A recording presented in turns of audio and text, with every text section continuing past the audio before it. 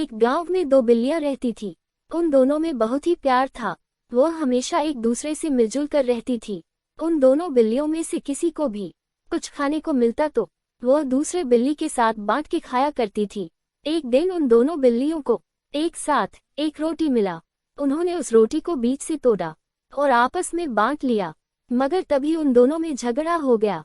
उनमें से एक ने कहा कि तुम्हारे हिस्से में जो रोटी का टुकड़ा आया है वह ज्यादा बड़ा है, तो दूसरे ने कहा नहीं, मेरा रोटी का टुकड़ा ज्यादा बड़ा नहीं है, हम दोनों का ही टुकड़ा बराबर है।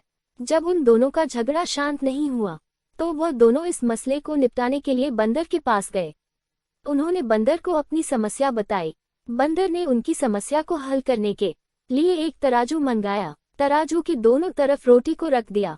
रोटियों को तौलते समय जिस रोटी की तरफ वजन ज्यादा था उस रोटी से थोड़ा सा टुकड़ा तोड़कर अपने मुंह में डाल लिया और खा गया।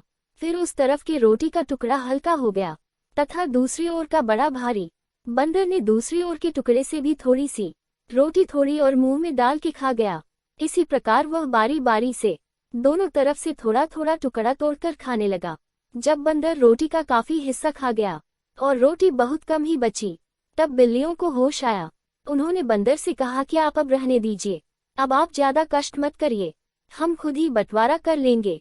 तब बंदर ने कहा ठीक है, जैसा तुम कहती हो वैसा ही होगा, मगर मैंने इतना मेहनत किया है तो मुझे भी इस रोटी का कुछ हिस्सा मिलना चाहिए। इतना कहकर बंदर ने दोनों तरफ के टुकड़ों को उठाया और खा लिया, फिर वहां से चला गया। दोनों बिल्लियां बेचारी देखती ही रह गई और बाद में बहुत ज्यादा पछताई। वीडियो पसंद आई है तो लाइक और सब्सक्राइब करें। सीख, आपसी लड़ाई में हमेशा ही दूसरों का भला होता है, इसलिए बेहतर यही कि आपसी लड़ाई खुद ही सॉल्व कर लेनी चाहिए।